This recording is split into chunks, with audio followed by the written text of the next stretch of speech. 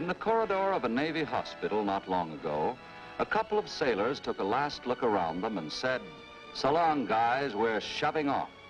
Call them Benny and Bud, but you can fill in any name you wish, for they represent tens of thousands of men. And what they were remembering was a chapter in their lives that would never be forgotten. And here's the story. It's no top secret where this combat area is, for one of you will probably recognize it, the Marianas.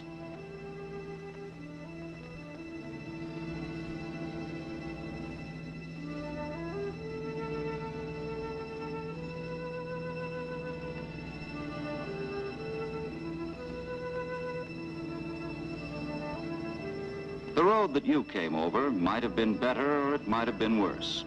In any case, the road to a field hospital is always pretty rugged, as if I'm telling you anything.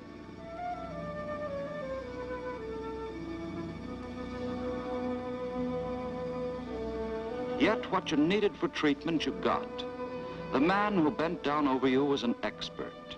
And from that instant, you weren't just a serial number on a tag, you were $1 million patient, headed for what really is the finest treatment the whole world affords. From the second you reached them, you were on the voyage to recovery.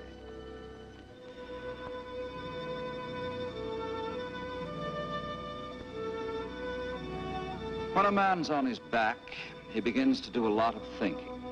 The home, the girl, friends, but 1,000 men have 1,000 thoughts.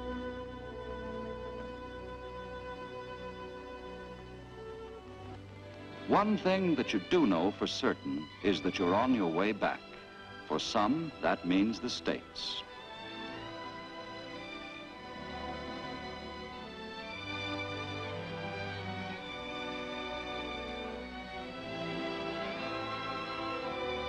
Everywhere now, strong and friendly hands are reaching out to help. The hands of the corpsmen and the doctors and the nurses who staff the hospital ship.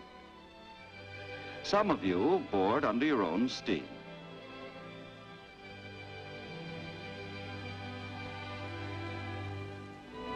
But if you got it bad, a Navy plane saves days or weeks in getting you to hospital.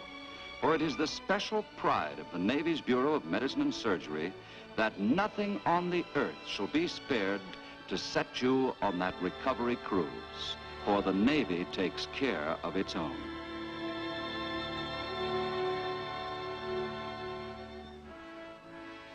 So one day you arrive at a naval hospital. No sensible person loves a hospital, of course, but these are modern down to the last detail. They exist for just one purpose, to return Americans to their shipmates or to civilian life, whole and sound in mind and body. Day after day, the ambulances bring in patients, keeping the hospitals filled with men from every part of the naval services.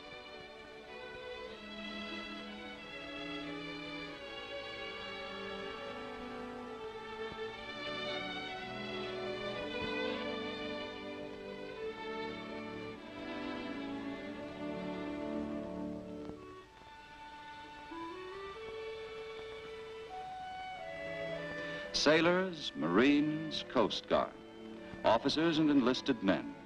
Many are wounded and some just sick. The illness of others is sometimes hard to see. Here, for example, are Bud, whom we met before, and Benny from Brooklyn. Hi. Have a cigarette? No, thanks. I got me mittens on. How about a drag? Oh, thanks. Say, that's the same brand of cigarettes me Skipper smokes. Yeah? I guess you and Skipper are pretty good pals, huh? Skipper got along with me okay. Yeah. I suppose you and your Skipper are just like that. Nah, not like that. Like...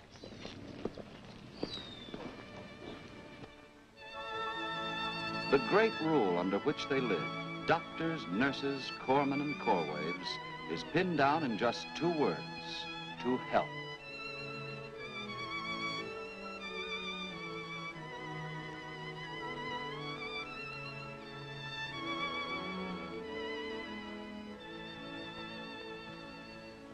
The medical officer in charge is now your commanding officer. And because medical men are forever hunting for the secrets of illness, from the skipper on down, everyone is interested in each one of you. It is a fact that not many civilians outside of millionaires could afford the treatment given you. It is called rehabilitation, and it means a whole lot more than just patching you up or dosing you with pills. And it might be explained like this. Remember when you were a kid, the time you didn't feel good, and Mother had called in the family doctor? You didn't know very much about doctors then, and you didn't think very much of the whole deal. You'd rather not have any. Yet, because the doctor was a man who really was a top-notcher in his profession, he began at once to study your special case. Mother was your nurse and corpsman.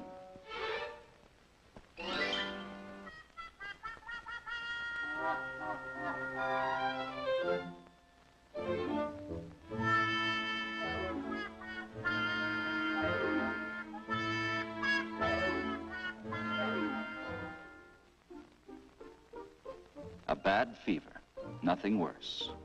But that didn't stop Mother from worrying, and it didn't make you enjoy being sick either. But her job, she knew, was to take care of you. And your job, you knew, was to get well and get back to your pals at school. As you started to get well, staying in bed became a pain in the neck. So the doctor, knowing this, prescribed modeling clay and books. Sickness is partly in your attitude, so these things were added to the medicine. That's what we now call rehabilitation. When you could get up a little while each day, the doctor recommended exercise. But when he said exercise, he wasn't fooling. She caught you when you stalled, and for your own good, she kept you at it.